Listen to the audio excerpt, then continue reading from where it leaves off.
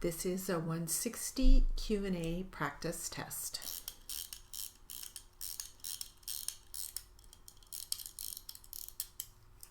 Plaintiff attorney Mr. Franks, capital F-R-A-N-K-S.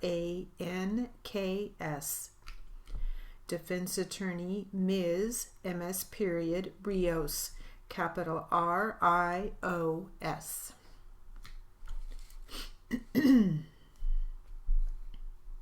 And we'll start with defense attorney. Ready?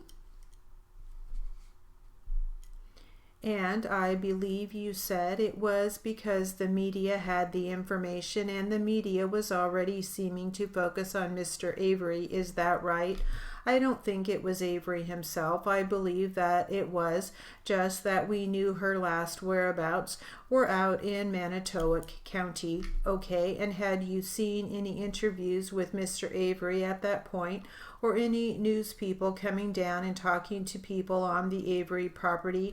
I don't know if I had seen any interviews. I guess I was out putting posters up most of the day. But you did know that by that time the word was out in the media that the last known place, at least that they thought the last known place, had been at the Averys, right? Yes, and so that would have been true for anybody's knowledge, not just yours. Anybody watching the media? Yes. Now the next morning then, when you started dividing up things, Scott was with you, right? Yes. And was Scott helping to assign people different places? Yes. And when the Sparks arrived, you said that Scott had borrowed Pam Sparks' camera. Is that right? Yes. Had lent her, given her a camera? Yes. A digital camera? Yes. He didn't give every one of those members Saturday morning a camera, did he? No. He just gave it to Pam Sparks, who he knew was going to go out to the Avery salvage yard. That's correct. The only person he gave a camera to, right? Yes. And during this entire missing person period, that is, before the Corolla was found, did the police ever ask you for any kind of alibi for October 31st? No, they never asked your whereabouts whatsoever. I don't believe so. Okay. Anybody point blank ever ask you if you had any knowledge about her disappearance or were involved in it? I don't know if they did it like that, like they were accusing me, but of course people asked me if I had talked to her or knew anything, and that's why I was there to help. Okay, and to your knowledge, did you ever hear the police ever ask Mr. Blodorn, Scott Blodorn, if he had an alibi for Monday, October 31st in the evening, late afternoon hours? I don't know that. So it would be fair to say that you weren't in any way treated like a suspect that you could tell. That's correct. And even on the 5th and thereafter, when the search narrowed into the Averys area and surrounding areas, the police actually let you through some checkpoints along with some other searchers, you leading them to come and search the area, right? Yes. Within the perimeter of the area around the Avery property that they had made off limits to the general public, right? Yes. And was that true of Scott as well? Yes. That's all I have. Any redirect? Just so we're clear, Mr. Hill, the area that you were allowed access to was the outside of the Avery property itself. In other words, the surrounding properties, not within the salvage property. Is that true? Yes. That's all I have, Judge. Thank you. All right, you are excused. I call Pam Sparks, Judge. Please be seated. Please state your name and spell your last name for the record. My name is Pamela Sparks, S-P-A-R-K-S. Good afternoon, Ms. Sparks. Describe for the jury, if you will, whether you knew a young woman named Ann Halbach. Yes, I did. She is my second cousin. Her father, Tom Halbach, is my first cousin. Ms. Sparks, sometime after the 3rd of November, after Ann was reported missing, did you volunteer to become involved in search efforts for Ann? Yes, I did. Can you describe for the jury how you first became involved? On November 4th, I saw a news release at like 10 in the morning, and it was a Friday morning, and it said that they showed Ann's picture, and it said Ann was missing, and As soon as I got home from work, I called my sister, and she didn't know anything about it. So I waited until night, and I called my other first cousin, Betty Hallback, who is Tom Hallback's sister, and I asked her if that was correct, and she said yes, Anne is missing.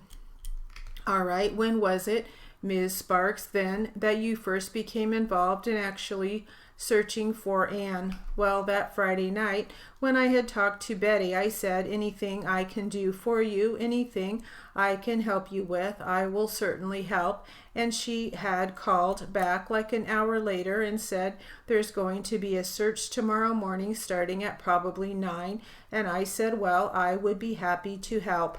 That next morning, then, on Saturday, the 5th of November, did you go to the meeting place? In other words, the place where everybody else was meeting? Yes, I did. It's an old farmhouse that Anne was renting, and I met with 2 gentlemen, Ryan and Scott, and they were organizing a search team. Just so I can complete the record, that would be Ryan Hill and Scott Blodern. That's correct. All right. Who did you go there with? My daughter, Nicole Sparks, came with me. How old is Nicole? 29 years old. About what time did you arrive at the residence, if you recall? I estimated it at around 9 a.m. When you got there, Pam, what happened? Well, we got there late. The search team was already gone. Ryan and Scott were still there, and I asked them if I could help out, and they said yes, they have maps for the area that they were going to search. And he showed me the map, and then he showed me the picture of Anne and all the details regarding Anne. And I indicated that I would like to go to the Avery salvage yard where Anne was last seen, and he said, well, if you want to, it's not part of, the search, but if you wish to do that, go ahead. Okay. About what time then let me back up just a minute. Prior to going to the Avery salvage property, did you receive anything from either of those gentlemen?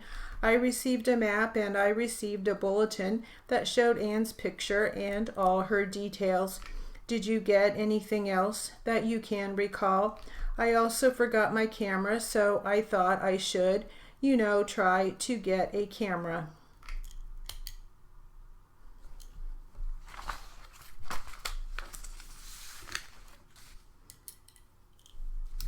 All right, the word list. Mr. Avery, capital A-V-E-R-Y. Manitowoc County, capital M-A-N-I-T-O-W-O-C. New word, capital C-O-U-N-T-Y. Scott Blodorn, capital S-C-O-T-T. New word, capital B-L-O-E-D-O-R-N.